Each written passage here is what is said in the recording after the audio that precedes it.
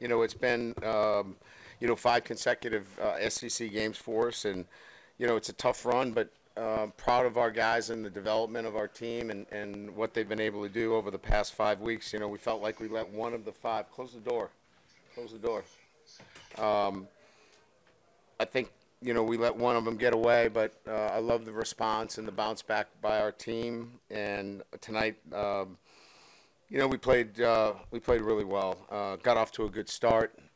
That's a good football team that we beat tonight, and beat them in a manner that doesn't happen quite often. So proud of our guys. They had a great mindset. I thought they were physical tonight. We were the more physical team. I thought that we were pretty disciplined defensively. I thought our corners, in particular, Zy Alexander, was tested early on, and we challenged him to, really play the ball in the air, and I thought he did a great job.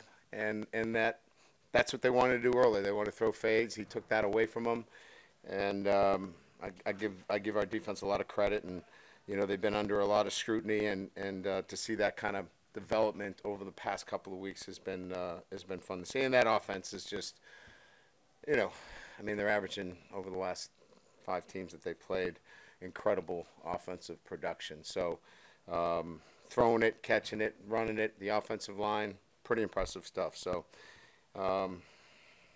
not much else to say but a 48-18 win against a pretty solid Auburn football team and well-coached team. Pretty excited about it. So open it up to questions. Yeah, Coach, right over here. You talked some this week about complimentary football, and it really seemed like this was kind of a culmination of that. Can you speak to this performance from that perspective of your team? Yeah, I think I alluded to you guys earlier, and it was really about, we felt like this offense is one that needed some help. And I don't mean it within its own ranks. I meant the defense needed to play better. And we really looked at its structure and getting the right guys in the right place, and then playing a much more disciplined and aggressive type of defense. And I think we're getting to that level of, complementary football. We're not there yet. And I thought we did some really good things in special teams. Obviously the big kickoff return was key for us. Damian Ramos continues to be, a really strong part of our game. And then, I know Jay doesn't punt a lot, but when he does, he pins good returners to the sideline. And those are all maybe kind of get glossed over, but those little things make a big difference in field position.